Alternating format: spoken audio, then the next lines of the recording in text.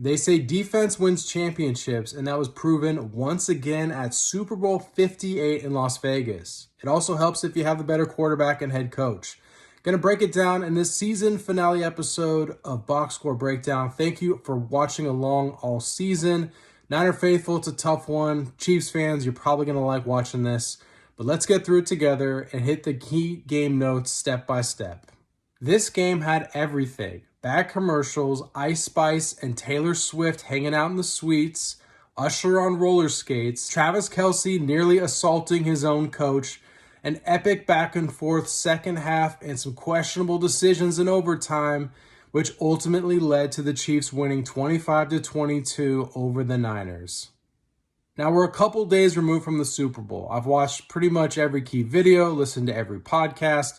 I feel like I'm dissecting a true crime like season 4 of True Detective.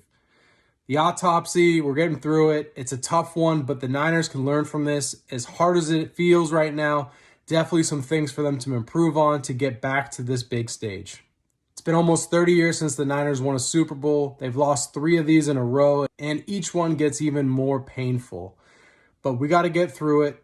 It's just the nature of football. You love the sport and you want to support your team, as special as these guys were. They didn't get it. You got to live through that and get better from it. Some of the key themes we got to talk about. Kyle Shanahan. Is he to blame for this loss? The blame game is certainly something that comes up after every painful loss, especially ones in the Super Bowl, and the buck stops and starts with Kyle Shanahan.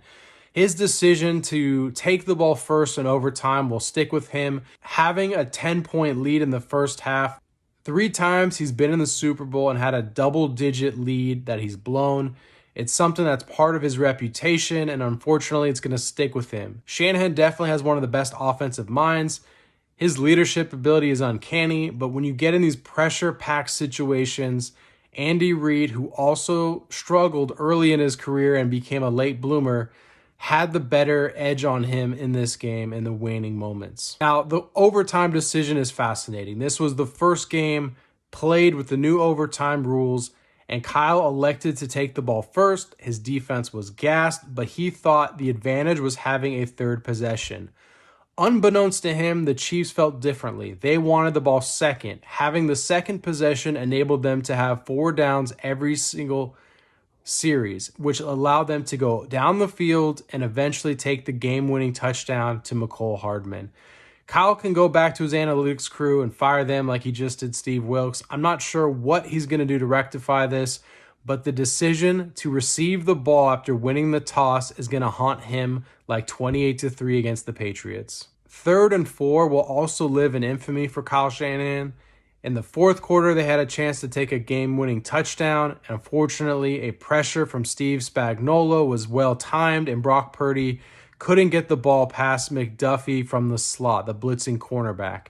He knocked the ball down at the line of scrimmage, and you didn't get to see Juwan Jennings potentially convert another first down on his way to maybe becoming the Super Bowl MVP.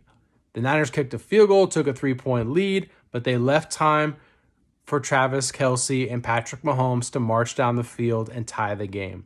Another 3rd and 4 will also live in infamy because the Niners once again couldn't handle the pressure, and Spencer Burford, the backup right guard, missed his assignment and had some interesting social media finger pointing with John Feliciano after the game.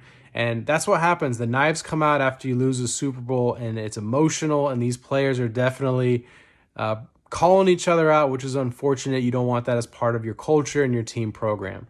The Niners couldn't convert again, kicked a field goal, and we all know what happens next. Patrick Mahomes with the ball, marching it down the field, knows what he needs to do, converts it on 4th and 1 with a perfectly designed keeper that either he was going to roll out and throw to Travis Kelce, but he saw a running lane and picked it up.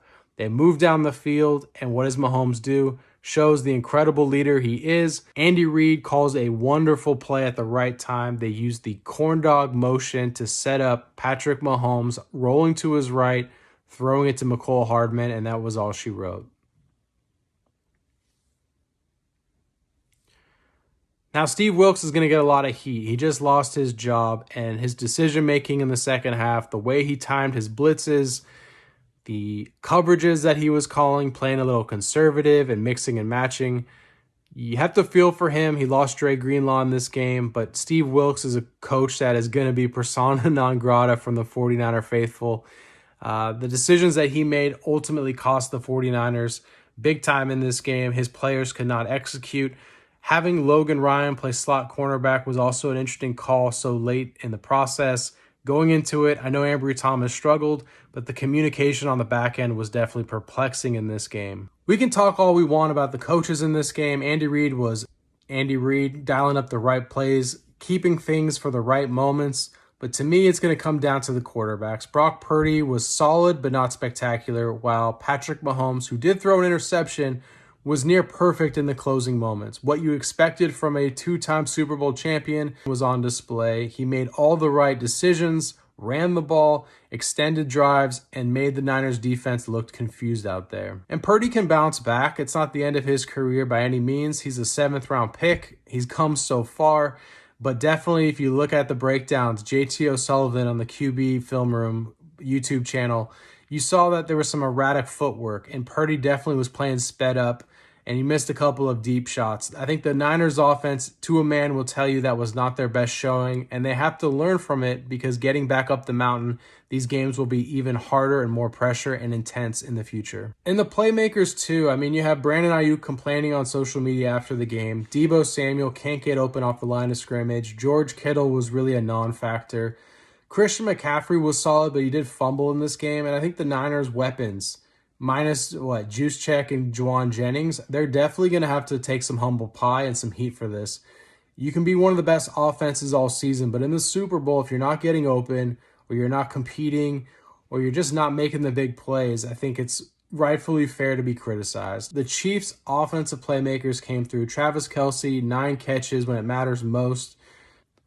You got to talk about Travis Kelce and Taylor Swift after the game. PDA on the field, in the clubs, all over TikTok and social media. Crazy that these two have stuck it out. What a story for them. And just another part of the 49ers momentum, hard to overcome what Travis Kelce was trying to do, which was impress the most famous pop star in the world by having one of his best games on the big stage. It's tough because Patrick Mahomes is one of the best quarterbacks of all time. And the fact that he was an underdog in this game is something that we probably won't see again. This was definitely an opportunity for the Niners to get the monkey off their back and get a Super Bowl.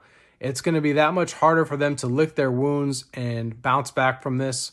But I do believe in the character of this team. They have to nail everything in this offseason, get the right veteran additions and free agency, potentially some new coaches, basically get some ring chasers, people that want to compete and join their program. The draft pick has to be near perfect as well.